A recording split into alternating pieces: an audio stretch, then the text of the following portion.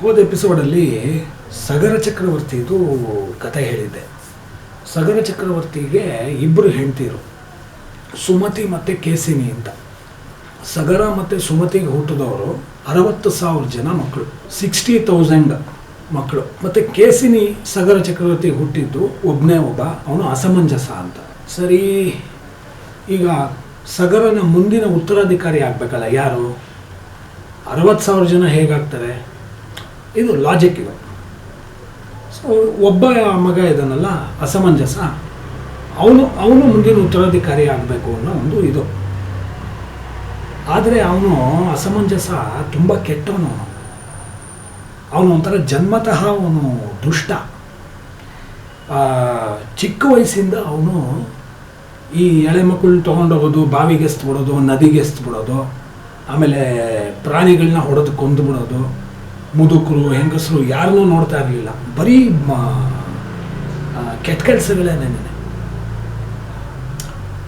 ಇರ್ತಾರಲ್ಲ, ಆ ಥರ ಯಾರು ಒಂದು ಹುಳುಕು ಇದ್ದೇ ಇರುತ್ತಲ್ಲ, ಆ ಥರ ಅವನು. ಆ್ಯಕ್ಚುಲಿ ಅವನು ಯಾಕೆ ಹಂಗಿದ್ನಂತೆ ಅಂದರೆ, ಹರಿವಂಶ ಪುರಾಣದಲ್ಲಿ ಹೇಳ್ತಾರೆ, ಅವನು ಹೋದ ಜನ್ಮದಲ್ಲಿ ಒಬ್ಬ ಋಷಿಯಾಗಿದ್ದಂತೆ. ಯಾವುದೋ ಒಂದು ಶಾಪದಿಂದನೋ ಅಥವಾ ವರದಿಂದನೋ ಏನೋ ಅವನು ರಾಜಕುಲದಲ್ಲಿ ಹುಟ್ಟೋ ಪರಿಸ್ಥಿತಿ ಬಂತು. ಆದರೆ ಆ ಹಳೆ ಜನ್ಮದ ಸೆಲೆ ಇರುತ್ತಲ್ಲ, ಆ ಕಾರಣಕ್ಕೆ ಅವನು ಈ ಥರ ಕೆಟ್ಟ ಇದನ್ನು ಕೃತ್ಯಗಳು ಮಾಡ್ತಿದ್ದ. ಹೀಗಾಗಿ ಅವನನ್ನ ಸಗರ ಚಕ್ರವರ್ತಿ ಹಿ ವಿಲ್ ಬ್ಯಾನಿಷ್ ಹಿಮ್, ಮಗನ್ನ ಓಡಿಸ್ಬಿಡ್ತಾನೆ. ರಾಜ್ಯದಿಂದಲೇ ಓಡಿಸ್ಬಿಟ್ಟು ಕಳಿಸ್ಬಿಡ್ತಾನೆ ಕಾಡಿಗೆ. ನೀನು ಇಲ್ಲಿ ಇರಲೇಬೇಡ, ನೀನು you are fit for nothing ಅಂತ, ಯಾರ ರೋಗ್ ಅಂತ. ಅವನಿಗೂ ಅದೇ ಬೇಕಾಗಿರುತ್ತೆ. ಯಾಕೆಂದರೆ ಆತ್ಮದ ಸೆಲೆ ಇರುತ್ತಲ್ಲ ಜನ್ಮದ್ದು, ಅದರಂತೆಯೇ ನಮ್ಮ ಗುಣ ಮತ್ತು ಲಕ್ಷಣಗಳು ಎಲ್ಲ ಬರುತ್ತಂತೆ. ಸೊ ಅವನಿಗೆ ಋಷಿಯಾಗಿದ್ದಾಗ ಈಗ ರಾಜ ಆಗಿದ್ದಾನೆ, ಬಟ್ ಆತ್ಮದ ಒಂದು ಇದು ಗುಣ. ಸೊ ಅವನಿಗೆ ಬೇಕಾಗಿತ್ತೋ ಏನೋ, ಅವನು ತಿಳಿದೇನೋ ಅವನಿಗೆ ಹಾಗೆ ಆಯಿತು. ಅವನು ಕೆಟ್ಟ ಕೆಲಸ ಮಾಡ್ತಿದ್ದ, ಕಾಡಕ್ಕೆ ಕಳಿಸ್ಬಿಟ್ಟ ಸಗರ, ಹೊರಟೋದ. ಅಲ್ಲಿ ಅವನೇನೋ ತಪಸ್ ಮಾಡ್ಕೊಂಡ ಅನ್ನೋದು ಹರಿವಂಶದಲ್ಲಿ ಬರುವಂಥ ಒಂದು ಇದು. ಇರಲಿ, ಅದು ಒಂದು ಕಡೆ. ಅವನಿಗೆ ಅಷ್ಟೊತ್ತಿಗಾಗಲೇ ಒಳ್ಳೆ ಬುದ್ಧಿ ಬರಲಿ ಅಂತ ಅವನಿಗೆ ಮದುವೆನೂ ಆಗಿತ್ತು. ಅವನಿಗೊಬ್ಬ ಮಗನೂ ಇದ್ದ, ಅಂಶುಮಂತ ಅಂತ. ಅಷ್ಟು ಮದುವೆ ಆದರೂ ಅವನು ದಾರಿಗೆ ಬರಲಿಲ್ಲ, ಅವನನ್ನು ಓಡಿಸ್ಬಿಟ್ಟ. ಸರಿ, ಈಗ ಅವನು ಹೊಟ್ಟೋದ್ಮೇಲೆ ಮೊಮ್ಮಗ ಅಂಶುಮಂತ ಒಂದು ಕಡೆ ಇದ್ದಾನೆ, ಈ ಕಡೆ 60,000 ಜನ ಸಗರನ ಮಕ್ಕಳಿದ್ದಾರೆ. ಆ ಅಂಶುಮಂತನು ವಯಸ್ಸಿಗೆ ಬಂದಿದ್ದಾನೆ, ಅವನದು ವಿದ್ಯಾಭ್ಯಾಸ ಎಲ್ಲ ಮುಗಿಸ್ಕೊಂಡಿದ್ದಾನೆ. ಅವನು ಆ ಹುಡುಗ, ಅವನು ಒಳ್ಳೆ ಹುಡುಗ. ತಂದೆ ಅಸಮಂಜಸ ಥರ ಕೆಟ್ಟವನಲ್ಲ, ಆ ಹುಡುಗ ಒಳ್ಳೆಯವನು, ಧರ್ಮಿಷ್ಠ. ಸರಿ, ಈ ಸಮಯದಲ್ಲಿ ಸಗರ ಚಕ್ರವರ್ತಿ ಒಂದು ಅಶ್ವಮೇಧ ಯಾಗನ ಕೈಗೊಳ್ತಾನೆ. ಅಶ್ವಮೇಧ ಯಾಗನ ಆಗ ಯಾಕೆ ಮಾಡ್ತಾಯಿದ್ರು ಅಂದರೆ, ಅದರ ಸಂಕೇತ ಏನು ಅಂತಂದರೆ, ಇಂದ್ರಿಯಾಣಿ ಹಯಾನಾಹು ವಿಷಯಾನ್ ತೇಷು ಗೋಚರಾಮ್ ಅಂತ. ಅಂದರೆ ನಮ್ಮ ಇಂದ್ರಿಯಗಳು ಕುದುರೆ ಇದ್ದಂಗೆ, ಲಗಾಮಿಲ್ಲದ ಕುದುರೆ ಎಲ್ಲೆಲ್ಲೋ ಹೋಗ್ತಾ ಇರುತ್ತೆ. ಅಶ್ವಮೇಧ ಯಾಗನ ಮಾಡಿದ ಮೇಲೆ ಆ ರಾಜ ಇಂದ್ರಿಯಗಳನ್ನ ಹತೋಟಿಗೆ ತಗೊಂಡು ರಾಜ್ಯಭಾರ ಮಾಡಬೇಕು. ಅಂದರೆ ಇಂದ್ರಿಯಗಳು ಅಂದರೆ ಚಪಲ ಆಸೆಗಳು, ಅದನ್ನೆಲ್ಲ ಬಿಟ್ಟು ಅವನು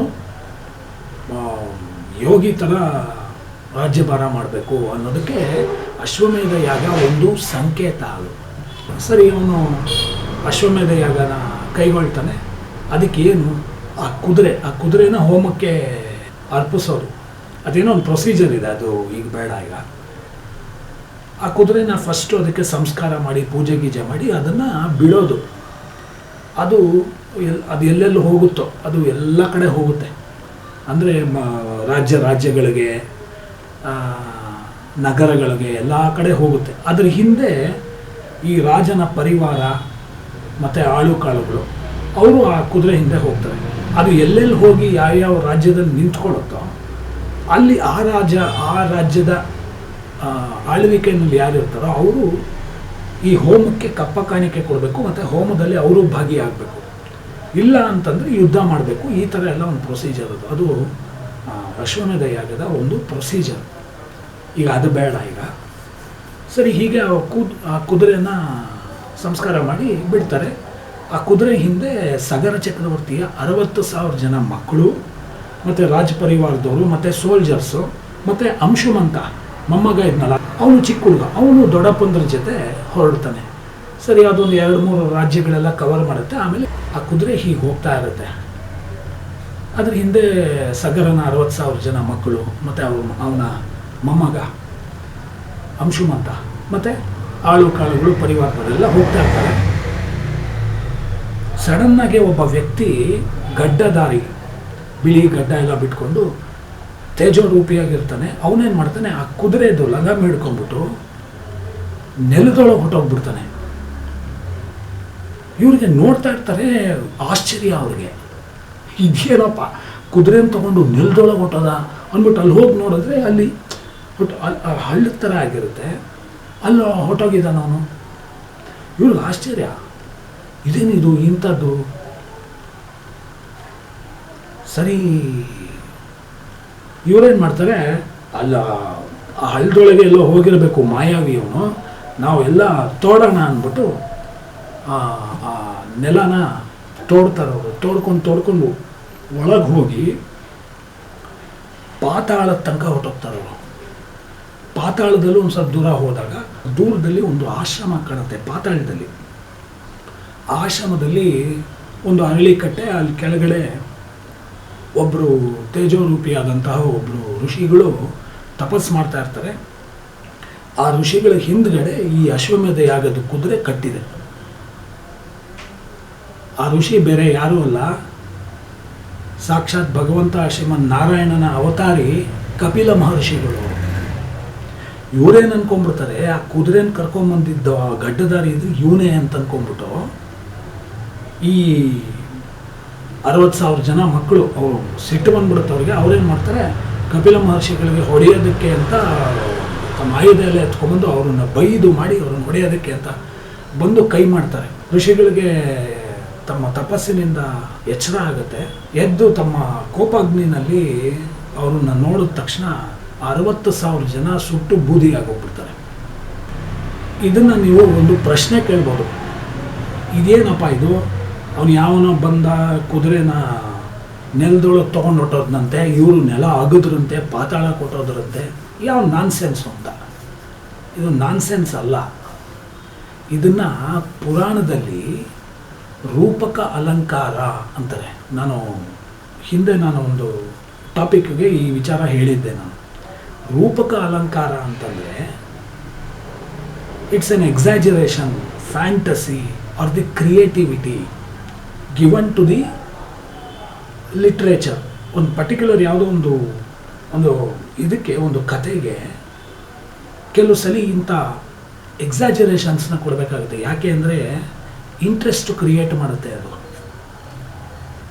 ಓದುಗರಿಗೆ ಇಂಟ್ರೆಸ್ಟ್ ಕೊಡುತ್ತೆ. ಇಲ್ಲ ಬರೀ ನೀರಸವಾಗಿ ಓದ್ತೀವಿ, ಏನೋ ಇದೆಯಪ್ಪ ಅಂತ ಈ ಥರ ಎಲ್ಲ, ಏನಿದು ವಿಚಿತ್ರ, ಆ ಕುತೂಹಲ ಡೆವಲಪ್ ಮಾಡೋದಕ್ಕೆ ಆ ಥರ ಎಲ್ಲ ಕೆಲವು ಅಂಶಗಳನ್ನ ಆ್ಯಡ್ ಮಾಡ್ತಾರೆ. ಅದಕ್ಕೆ ರೂಪಕ ಅಲಂಕಾರ ಅಂತಾರೆ. ಹಾಗಾಗಿ ಅದು ಹಳ್ಳದೊಳಗೆ ಹೋದ್ರು ಇದೆಲ್ಲ ಹೋದ್ರು, ಅಥವಾ ನಿಜ ಇದ್ರೂ ಇರಬಹುದು, ಹೇಳೋಕ್ಕಾಗಲ್ಲ. ನಮಗೆ ತಿಳಿದಿರೋದಕ್ಕಿಂತ ತಿಳಿದೇನೆ ಇರೋದೇ ಜಾಸ್ತಿ ಇದೆ ಅಲ್ವಾ ಪ್ರಪಂಚದಲ್ಲಿ. ಸೊ ನಿಜಾನೂ ಇರಬಹುದು, ಏನೋ ಒಟ್ಟಲ್ಲಿ ಹೀಗೆ ನಡೀತು. ಸರಿ, ಎಲ್ಲ ಸುಟ್ಟು ಭಸ್ಮ ಆಗೋಗಿದ್ದಾರೆ, ಎಲ್ಲ ಬೂದಿ ಆಗೋಗಿದ್ದಾರೆ. ಸರಿ, ಬಂದಿದ್ದಂಥ ಆಳುಕಾಳು ರಾಜ ಪರಿವಾರದವರು ಅವರೆಲ್ಲ ದುಃಖ ತಪ್ತರಾದರು. ಆ 60,000 ಜನದ ಜೊತೆ ಬಂದಿದ್ನಲ್ಲ ಅಂಶುಮಂತ, ಅವನು ಬದುಕೊಂಡ. ಏಕೆಂದರೆ ಅವನು ಹೊಡೆಯಕ್ಕೆ ಹೋಗಲಿಲ್ಲ, ಅವನೊಂದು ಸ್ವಲ್ಪ ಸೆನ್ಸಿಬಲ್ ಫೆಲೋ. ಈ 60,000 ಜನ ಮಕ್ಕಳು ಸಗರನ ಮಕ್ಕಳಿಗೆ ಕೋಪ ಬಂತು, ಅವ್ರನ್ನೂ ಬದ್ರು, ಅವರೆಲ್ಲ ಸುಟ್ಟು ಬುದ್ಧಿ ಆಗೋದು. ವಿಧಿ ಹಾಗಿರುತ್ತೆ. ಅಂಶುಮಂತ ಬದುಕೊಂಡ. ಅವನು ಋಷಿಗಳ ಪಾದಕ್ಕೆ ಬಿದ್ದು ಅವರನ್ನು, ನಮ್ಮ ದೊಡ್ಡಪ್ಪಂದರು ಮಾಡಿರೋ ತಪ್ಪಾಯಿತು, ದಯವಿಟ್ಟು ನಮ್ಮನ್ನು ಕ್ಷಮಿಸ್ಬಿಡಿ, ಈಗ ಅವರು ಬೂದಿ ಆಗೋಗಿದ್ದಾರೆ, ಏನು ಮಾಡೋದು, ಅವರಿಗೆ ಸದ್ಗತಿ ಕೊಡೋದು ಹೇಗೆ? ಈಗ ಬೂದಿಯಿಂದಂತೂ ಎತ್ಕೊಂಬರೋದಕ್ಕಾಗಲ್ಲ, ಸದ್ಗತಿ ಕೊಡಬೇಕಲ್ಲ, ಈಗ ಹೇಗೆ?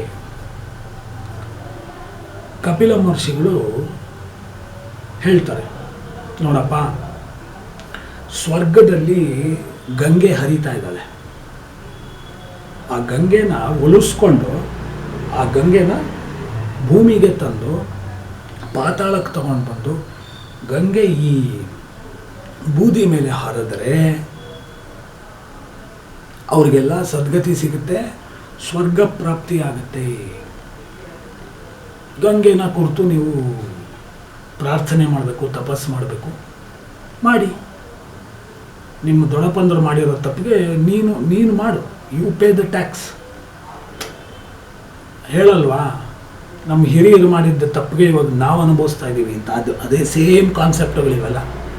ಸರಿ ಆಯಿತು ಅಂಶುಮಂತ ಆಯಿತು ಅಂದ್ಬಿಟ್ಟು ನಮಸ್ಕಾರ ಮಾಡಿ ಪರಿವಾರದವ್ರು ಏನು ಇರ್ತಾರೋ ಅವ್ರನ್ನೆಲ್ಲ ಕರ್ಕೊಂಡು ಆ ಕುದುರೆನೂ ತಗೊಂಡು ಸಗರನ ಹತ್ರ ಬರ್ತಾರೆ. ತಾತನ ಹತ್ರ ಬಂದು ಎಲ್ಲ ವೃತ್ತಾಂತ ಹೇಳ್ತಾರೆ, ಎಲ್ಲ ದುಃಖ ತಪ್ತರಾಗ್ತಾರೆ. ಆದರೆ ಅಶ್ವಮೇಧ ಯಾಗ ನಿಲ್ಲಬಾರ್ದು, ಅದು ನೆರವೇರುತ್ತೆ. ಆಮೇಲೆ ಸಗರ ತನ್ನ ಕೊನೆಗಾಲದಲ್ಲಿ ಅಂದರೆ ಮಕ್ಕಳನ್ನು ಕಳ್ಕೊಂಡಿದ್ದ, ಆ ಕಡೆ ಮಗನ್ನು ಓಡಿಸ್ಬಿಟ್ಟಿದ್ದಾನೆ, ಈ ಕಡೆ 60,000 ಜನ ಅನ್ಯಾಯವಾಗಿ ಸತ್ತೋದ್ರು. ಇವಾಗ ಅವ್ರಿಗೆ ಸದ್ಗತಿ ಕೊಡೋದಕ್ಕೆ ಗಂಗೆನ ತರಿಸ್ಬೇಕು, ಹೆಂಗೆ? ಈ ಯೋಚನೆನಲ್ಲಿ ಹಾಸಿಗೆ ಹಿಡಿತಾನೆ ಸಗರ. ಅಂಶುಮಂತನಿಗೆ ಪಟ್ಟ ಕೊಟ್ಟು ಮೊಮ್ಮಗನಿಗೆ ಅವನಿಗೆ ಹೇಳ್ತಾನೆ, ಸೆನ್ಸಿಬಲ್ ಆಗಿದೆಯಪ್ಪ, ನೀನಾದರೂ ಗಂಗೆನ ಭೂಮಿಗೆ ತರಿಸಿ ನಿಮ್ಮ ದೊಡ್ಡಪ್ಪಂದ್ರಿಗೆ ಸದ್ಗತಿ ಕೊಡಿಸು ಮಾರಾಯ ಅಂತ ಅವನ ಕಾಲ ಮುಗಿಸ್ತಾನೆ. ಅಂಶುಮಂತ ಪ್ರಯತ್ನ ಮಾಡ್ತಾನೆ, ಅವನ ಕೈಲಿ ಆಗಲ್ಲ. ಸರಿ, ಅವನ ಮಗ ದಿಲೀಪ, ಅಂಶುಮಂತ ದಿಲೀಪನಿಗೆ ಈ ವಿಚಾರ ಎಲ್ಲ ಹೇಳಿ, ನೀನಾದರೂ ಪ್ರಯತ್ನ ಮಾಡು, ನನ್ನ ಕೈಲಾಗಲಿಲ್ಲ ಅಂತ ಅವನ ಕಾಲ ಮುಗಿಯುತ್ತೆ. ನೆಕ್ಸ್ಟು ದಿಲೀಪನಿಗೂ ಆಗಲ್ಲ ಅವನ ಕಾಲಘಟ್ಟದಲ್ಲಿ. ಕೊನೆಯಲ್ಲಿ ಅವನಿಗೆ ಮಗ ಆಗೋನು ಭಗೀರಥ. ಇಲ್ಲಿ ಬಂದ ನಮ್ಮ ಹೀರೋ ದಿಲೀಪ ಭಗೀರಥನಿಗೆ ಈ ವಿಚಾರ ಎಲ್ಲ ಹೇಳಿ ಅವನ ಕಾಲ ಮುಗಿಯುತ್ತೆ. ಈಗ ಭಗೀರಥ ವಯಸ್ಸಿಗೆ ಬಂದಿದ್ದಾನೆ, ಅವನಿಗೆ ಪಟ್ಟಕ್ಕೆ ಕೂತ್ಕೋಬೇಕಲ್ಲ. ಅವನೇನು ಮಾಡ್ತಾನೆ, ಇಲ್ಲ ನಾನು ಮಾಡೇ ಮಾಡ್ತೀನಿ. ನಮ್ಮ ಅಪ್ಪನ ಕೈಲಾಗಲಿಲ್ಲ, ನಮ್ಮ ತಾತನ ಕೈಲಾಗಲಿಲ್ಲ, ನಮ್ಮ ಮುತ್ತಾತ ಓಡೋದ, ಈಗ ನಾನು ನನ್ನ ಫೋರ್ ಫಾದರ್ಸ್ಗೆ ಹೆಂಗಾದರೂ ಮಾಡಿ ಸದ್ಗತಿ ಕೊಡಿಸ್ತೀನಿ ಅಂತ ಡಿಸೈಡ್ ಮಾಡಿ ಅವನೇನು ಮಾಡ್ತಾನೆ, ತನ್ನ ಕಿರೀಟನ ಸಿಂಹಾಸನದ ಮೇಲಿಟ್ಟು ತನ್ನ ಮಂತ್ರಿಮಂಡಲಕ್ಕೆ ಹೇಳ್ತಾನೆ, ನಾನು ತಪಸ್ಸಿಗೆ ಹೋಗ್ತಾ ಇದ್ದೀನಿ, ಗಂಗೆನ ಸ್ವರ್ಗದಿಂದ ಭೂಮಿಗಿಳಿಸಿ ನಮ್ಮ ದೊಡ್ಡ ಮುತ್ತಾತಂದ್ರಿಗೆ ಅವರಿಗೆ ಸದ್ಗತಿ ಕೊಡಿಸ್ಬೇಕು, ದೇಶದ ಜನಗಳಿಗೆ ಗಂಗೆಯ ಒಂದು ಆಶೀರ್ವಾದ ಕೊಡಿಸ್ಬೇಕು. ಹೇಗಿದೆ ನೋಡಿ ಅವನ ಉದಾತ್ತ ಮನೋಭಾವ. ಅವರೂ ಆಯಿತು, ಇನ್ಮೇಲಿಂದ ನೀವು ನನ್ನ ಕಿರೀಟನೇ, ನಾನು ತಪಸ್ಸು ಮಾಡ್ಕೊಂಡು ಬರೋ ತನಕ ಆ ಕಿರೀಟನೇ ನಾನು ಅಂತ ತಿಳ್ಕೊಂಡು ನೀವು ರಾಜ್ಯಭಾರ ನಡೆಸಿ. ಅವರೆಲ್ಲ ಆಯಿತು ಅಂತ ಕಳಿಸ್ಕೊಡ್ತಾರೆ. ಇವನು ಹೋಗಿ ಒಂಟಿ ಕಾಲಲ್ಲಿ ನಿಂತ್ಕೊಂಡು ಗಂಗೆನ ಕುರಿತು ತಪಸ್ಸು ಮಾಡ್ತಾನೆ. ಈ ಕಡೆ ಮಿನಿಸ್ಟ್ರುಗಳು ಭಗೀರಥ ಏನು ಹೇಳಿದ್ನೋ ಅದರಂತೆ ಅವನ ಸಿಂಹಾಸನದ ಮೇಲೆ ಇದ್ದಂಥ ಅವನ ಕಿರೀಟನೇ ಭಗೀರಥ ಅಂತ ತಿಳ್ಕೊಂಡು ರಾಜ್ಯಭಾರ ಮಾಡ್ತಾರೆ. ಆಗಿನ ಕಾಲದ ರಾಜಾಡಳಿತ ದಟ್ ವಾಸ್ ಕಾಲ್ಡ್ ಮೊನಾರ್ಕಿ, ಆಟೋಕ್ರಸಿ ಅಂತಾರೆ. ಬೆಸ್ಟ್, ಎಕ್ಸಲೆಂಟ್, ತುಂಬ ಧರ್ಮಯುತವಾದದ್ದು. ಈಗಿನ ಥರ ಕಚಡ ಡೆಮೋಕ್ರಸಿ, ಸೆಕ್ಯುಲರಿಸಮ್ ಅಲ್ಲ. ಅವನೇನಾರು ಈಗಿದ್ದುಬಿಟ್ಟಿದ್ದರೆ ಈಗಿದಾರಲ್ಲ ಡೆಮೋಕ್ರಸಿ, ಸೆಕ್ಯುಲರಿಸಮ್ ಅವರು, ಆ ಕಿರೀಟನ ಕಿತ್ತು ಬೀಸಾಕ್ಬಿಟ್ಟು ತಾವೇ ಕೂತ್ಕೊಂಡ್ಬಿಟ್ಟಿರೋರೇನು ಅಂಥ ಹಲ್ಕಗಳು. ಸದ್ಯ ಆವಾಗ ಅದಿರಲಿಲ್ಲ. ಮೊನಾರ್ಕಿ ಇತ್ತು, ಆಟೋಕ್ರಸಿ ಇತ್ತು, ಧರ್ಮಯುತವಾಗಿ ರಾಜ್ಯಭಾರ ನಡೆಸ್ಕೊಂಡು ಹೋಗೋರು. ಅದು ನಿಜವಾದ ರಾಜಾಡಳಿತ, ರಾಜನೀತಿ.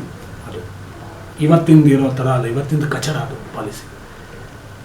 ಸೊ ಅವರು ಹಾಗೆ ಆ ಕಿರೀಟನೇ ತಮ್ಮ ರಾಜ ಅಂದ್ಕೊಂಡು ಮಿನಿಸ್ಟ್ರುಗಳು ಪ್ರಜೆಗಳೆಲ್ಲ ರಾಜ್ಯ ನಡೆಸ್ಕೊಂಡು ಹೋಗ್ತಾ ಇರ್ತಾರೆ. ಇವನು ತಪಸ್ಸು ಮಾಡ್ತಾನೆ, ದೀರ್ಘವಾಗಿ ತಪಸ್ಸು ಮಾಡ್ತಾನೆ. ಗಂಗೆ ಬರ್ತಾಳೆ, ಹೇಳೋ ಅಂತ ಗಂಗೆಗೆಲ್ಲ ವಿವರಿಸ್ತಾನೆ ಅವನು, ಹೀಗೀಗೆ ಖಂಡಿತ ನಾನು ಬರ್ತೀನಿ, ಆದರೆ ಸ್ವರ್ಗದಿಂದ ನಾನು ಇಳಿದ್ರೆ ನನ್ನ ವಾಟರ್ ಪ್ರೆಷರ್ಗೆ, ನನ್ನ ವಾಟರ್ ಫೋರ್ಸ್ಗೆ ಭೂಮಿ ಛಿದ್ರ ಆಗಿ ಒಡೆದು ಪೀಸ್ ಆಗಿ ಹೋಗುತ್ತೆ ಅಂತ. Of course it's A kinetic energy. ಇವಾಗ ಒಂದು ಎಕ್ಸಾಂಪಲ್, ಒಂದು ಸೈಂಟಿಫಿಕ್ ಎಕ್ಸಾಂಪಲ್. ಇವಾಗ ನಾವು ನೀರನ್ನು ಮೋಟ್ರ್ ಹಾಕಿ ಕೆಳಗಿಂದ ನೀರನ್ನು ಟ್ಯಾಂಕ್ಗೆ ಹತ್ತಿಸ್ತೀವಿ, that is called potential energy. ಅದನ್ನು ಮೇಲೆ ಹತ್ತಿಸೋ, ಅದು ಪುಷ್ ಮಾಡಿ ಮಾಡಿ ಮಾಡಿ ಅದು ಮೇಲೆ ಹೋಗಿದಾಗುತ್ತೆ. ಆದರೆ ಮೇಲಿಂದ ಕೆಳಗೆ ಬರುತ್ತಲ್ಲ ನೀರು, ಗಶ್ ಅಂತ ಬಂದ್ಬಿಡುತ್ತೆ, ಅದು gravitational force, that is called kinetic energy.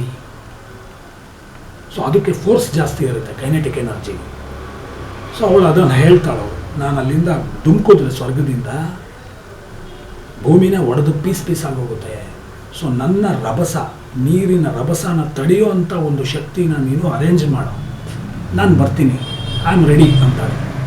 ಸರಿ, ಇವನೇನು ಮಾಡ್ತಾನೆ, ಯೋಚನೆ ಮಾಡ್ತಿದ್ದಾಗ ಮನೋನಿಯಾಮಕ ಸ್ವಾಮಿ ರುದ್ರದೇವರ ಚಿಂತನೆ ಬರುತ್ತೆ ಅವನಿಗೆ. ಮನಸ್ಸಿಗೆ ಅಧಿಪತಿ ರುದ್ರ, ಈಶ್ವರ, ಶಿವ. ಅವನನ್ನು ಕುರಿತು ತಪಸ್ಸು ಮಾಡ್ತಾನೆ. ಶಿವ ಮೊದಲೇ ಶಂಕರ, ಶೀಘ್ರವಾಗಿ ವರ ಕೊಡುವಂಥ ಮಹಾನುಭಾವನು, ಮತಿಗೆ ಅವನೇ ಅಧಿಪತಿ. ಸರಿ, ಅವನು ಬರ್ತಾನೆ, ಏನು ಬೇಕಪ್ಪ? ಹೀಗೆ ಆಯಿತು, ಅವಳನ್ನು ಕರಿ, ನಾನು ನನ್ನ ತಲೆಯಲ್ಲಿ ನಾನು ಧರಿಸ್ಕೋತೀನಿ, ನಿನಗೆ ನಾನು ಕೊಡ್ತೀನಿ. ಸರಿ, ಇವನು ಮತ್ತೆ ಗಂಗೆನ ಪ್ರಾರ್ಥಿಸ್ತಾನೆ. ಶಿವ, ರುದ್ರದೇವರು ರೆಡಿ ಇದ್ದಾರೆ, ನೀವು ಅವ್ರ ತಲೆ ಮೇಲೆ ಬಂದು ನೀನು ಇದು ಮಾಡ್ಬೋದಂತ ತಡೀತಾರಂತೆ.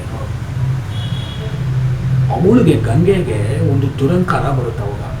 ಓ, ನನ್ನ ಫೋರ್ಸನ್ನ ಈ ಶಿವ ತಡಿತಾನ, ಮಾಡ್ತೀನಿ ತಾಳು, ನಾನು ಇನ್ನೂ ಜೋರಾಗಿ ಪ್ರೆಷರ್ ಕೊಟ್ಟು ಅವನನ್ನೇ ಅಮುಕ್ಬಿಡ್ತೀನಿ ಅನ್ನೋ ಒಂದು ದುರಂಕಾರದಲ್ಲಿ ಅವಳು ಮೇಲಿಂದ ಡೈರೆಕ್ಟಾಗಿ ಇಳಿತಾಳೆ. ಆದರೆ ಈಶ್ವರನಿಗೆ ವ್ಯೋಮಕೇಶ ಅಂತಾರೆ. ವ್ಯೋಮ ಅಂದರೆ ಸ್ಪೇಸ್, ಕೇಶ ಅಂದರೆ ಕೂದಲು. ಇಡೀ ಸ್ಪೇಸ್ ಅಷ್ಟು ದೊಡ್ಡದು ಅವನ ಕೂದಲು, ಜಟೆ. ಅವನ ಜಟೆ ಬಿಟ್ಕೊಂಡಿರ್ತಾನೆ, ಅವಳು ಇಳಿತಾಳೆ. ಮೊದಲೇ ಮನೋನಿಯಾಮಕ ಸ್ವಾಮಿ ಮನಸ್ಸು, ಯಾರ್ಯಾರ ಮನಸ್ಸಲ್ಲಿ ಏನೇನು ನಡೀತಿದೆ ಅಂತ ಅರ್ಥ ಮಾಡ್ಕೊಳ್ಳಲ್ವ ಪುಣ್ಯಾತ್ಮ, ಅಧಿಪತಿ ಅವನ ಮನಸ್ಸಿಗೆ.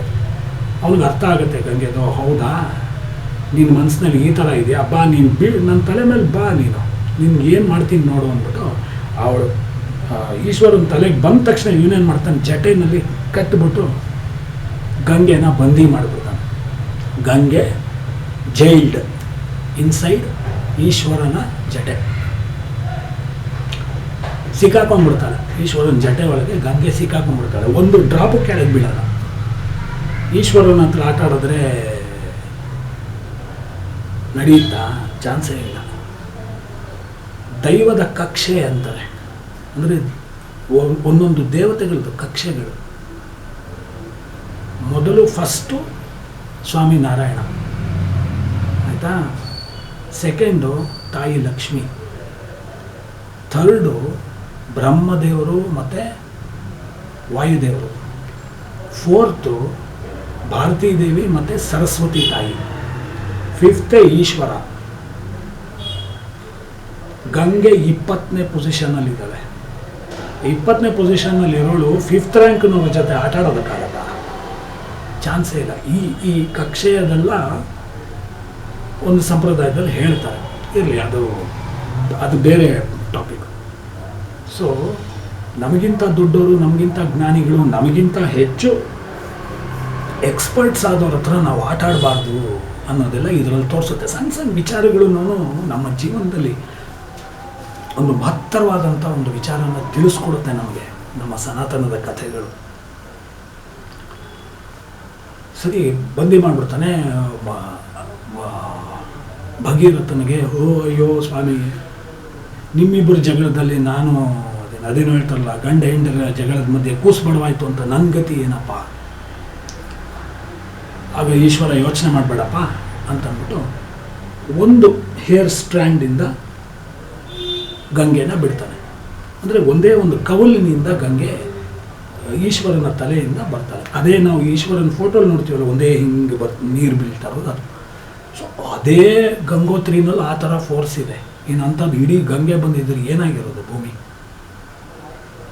ಈ ಗಂಗೋತ್ರಿನಲ್ಲಿ ಹರಿತಾರಲ್ಲ, ಯಾರಾದರೂ ಗಂಗೋತ್ರಿ ನೀವು ನೋಡಿದ್ರೆ ಗೊತ್ತಾಗುತ್ತೆ ಆ ರಭಸ ಹೇಗಿರುತ್ತೆ. ಏನೋ ಅಲ್ಲಿ ಅದು ಮ್ಯಾಸಿವ್ ಆಗಿರುತ್ತೆ, ಅದು ಭಯ ಆಗುತ್ತೆ.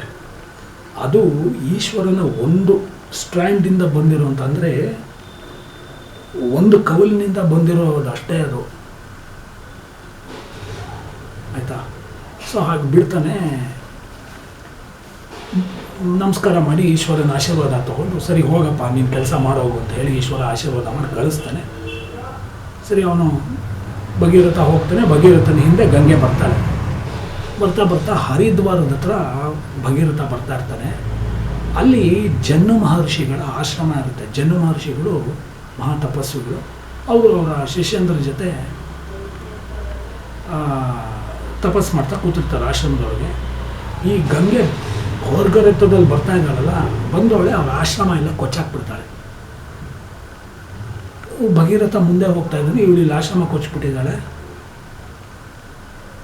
ಜನ್ನು ಋಷಿಗಳಿಗೆ ಸಿಟ್ಟು ಬಂದ್ಬಿಟ್ಟು ತಮ್ಮ ತಪಶಕ್ತಿಯಿಂದ ಹೋಲ್ ಗಂಗೆನ ಕುಡಿದು ಬಿಡ್ತಾರೆ, ಆಪೋಷಣ ತೊಗೊಂಡ್ಬಿಡ್ತಾರೆ. ಅಷ್ಟು ದೂರ ಹೋಗ್ತಿದ್ದಿದ್ದು ಭಗೀರಥನಿಗೆ ಇದೇನಪ್ಪ ಇದು, ಗಂಗೆ ಶಬ್ದನೇ ಬರ್ತಾ ಇದ್ದ. ಹಿಂದೆ ತಿರುಗಿ ನೋಡಿದ್ರೆ ಗಂಗೆನೇ ಇಲ್ಲ. ಓಡೋಗಿ ನೋಡ್ತಾನೆ, ಅಲ್ಲಿ ಜನ್ನು ಋಷಿಗಳು ಸಿಟ್ಟಲ್ಲಿ ನಿಂತ್ಕೊಂಡಿದ್ದಾರೆ. ಗಂಗೆ ಅಷ್ಟನ್ನು ಕುಡಿದ್ಬಿಟ್ಟು ತಪಶಕ್ತಿ ಆಗಿತ್ತು. ಇದು ಅಷ್ಟೇ, ಪ್ರಶ್ನೆ ಮಾಡಬೇಡಿ ಯಾರು. ನಾನು ಅವಾಗಲೇ ಹೇಳಿದ್ನಲ್ಲ, ಇದು ರೂಪಕ ಅಲಂಕಾರ ಇವೆಲ್ಲ. ಅಥವಾ ಆಗಿನ ಕಾಲದಲ್ಲಿ ಜ್ಞಾನಿಗಳಿಗೆ ಮತ್ತು ತಪಸ್ವಿಗಳಿಗೆ ಆ ಶಕ್ತಿ ಇತ್ತು. ಸರಿ, ಭಗೀರಥ ಬಂದು ಕೇಳ್ತಾನೆ, ಯೋ ಸ್ವಾಮಿಗಳೇ ಏನಿದು ಹಿಂಗಾಗೋದು. ಅವಳು ನನ್ನ ಆಶ್ರಮ ಎಲ್ಲ ಕೊಚ್ಚಾಕ್ಬಿಟ್ಲು, ಎಷ್ಟು ದುರಂಕಾರ ಅವಳಿಗೆ. ಆವಾಗ ಭಗೀರಥ ಹೇಳ್ತಾನೆ, ಸ್ವಾಮಿ ನನ್ನ ತಪ್ಪದು, ನಾನು ನಿಮ್ಮ ಆಶ್ರಮದ ಮೇಲೆ ನಾನು ಬಂದು ಅವ್ರನ್ನ ಕರ್ಕೊಂಬಂದೆ. ನನಗೆ ನಮ್ಮ ಫಾದರ್ಸ್ದು ಒಂದು ಸದ್ಗತಿ ಕೊಡ್ಸೋಕ್ಕೋಸ್ಕರ ಬಂದೆ. ಎಲ್ಲ ವಿಚಾರ ಹೇಳ್ತು.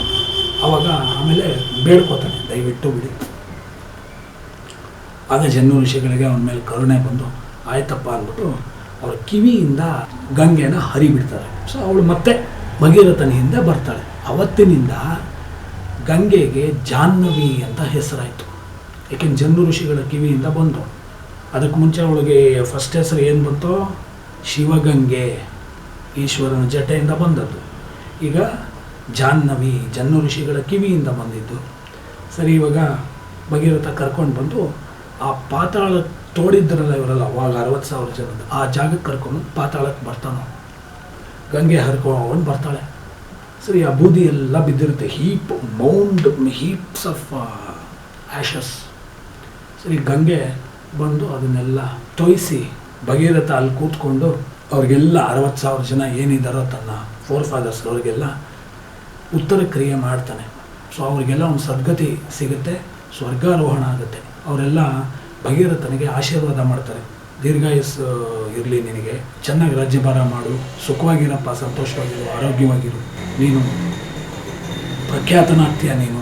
ಸೊ ಹಾಗೆ ಅಲ್ಲಿಂದ ತನ್ನ ತಪಸ್ಸುಗಳು ಮಾಡಿ ಇಷ್ಟೆಲ್ಲ ಹರ್ಡಲ್ಸ್ನ ದಾಟ್ಕೊಂಡು ಬಂದು ಅಲ್ಲಿ ಪಾತಾಳಕ್ಕೆ ನೀರನ್ನು ಇಳಿಸಿ, ಗಂಗೆಯನ್ನು ಇಳಿಸಿ ತಮ್ಮ ಫಾದರ್ಸ್ದು ಬೂದಿಗೆಲ್ಲ ಬಿಟ್ಟು ಅವ್ರಿಗೆಲ್ಲ ಸದ್ಗತಿ ಕೊಡಿಸಿದ್ದಕ್ಕೆ ಗಂಗೆಗೆ ಇನ್ನೊಂದು ಹೆಸರಾಯಿತು, ಭಾಗೀರಥಿ ಅಂತ. ಭಗೀರಥ ಗಂಗೆಯನ್ನು ಕರ್ಕೊಂಬಂದಿದ್ದಕ್ಕೆ ಅವಳಿಗೆ ಇನ್ನೊಂದು ಹೆಸರು ಭಾಗೀರಥಿ. ಶಿವಗಂಗೆ, ಜಾಹ್ನವಿ, ಭಾಗೀರಥಿ ಅಂತ ಗಂಗೆಗೆ ಹೆಸರಾಯಿತು. ಆಮೇಲೆ ಅವನು ಹೋಗಿ ರಾಜ್ಯಭಾರ ಮಾಡ್ತಾನೆ. ಆ್ಯಂಡ್ ಆ ತೋಡಿದ್ದರಲ್ಲ ಸಗರ ಚಕ್ರವರ್ತಿ ಮಕ್ಕಳು, ಆ ಜಾಗಕ್ಕೆ ಭಗೀರಥ ಗಂಗೋತ್ರಿಯಿಂದ ತರಿಸಿ ಬಿಟ್ನಲ್ಲ, ಆ ಜಾಗನೇ ಗಂಗಾಸಾಗರ, ಪಶ್ಚಿಮ ಬಂಗಾಳದಲ್ಲಿರೋ ಗಂಗಾಸಾಗರ, ಅದೇ ಜಾಗನೇ. ಇವತ್ತಿಗೂ ಪ್ರಯತ್ನಕ್ಕೆ, ಅಂದರೆ ಪರ್ಸಿವರೆನ್ಸ್, ಅದಕ್ಕೆ ಐಕಾನು ಭಗೀರಥ ಮಹಾನುಭಾವ.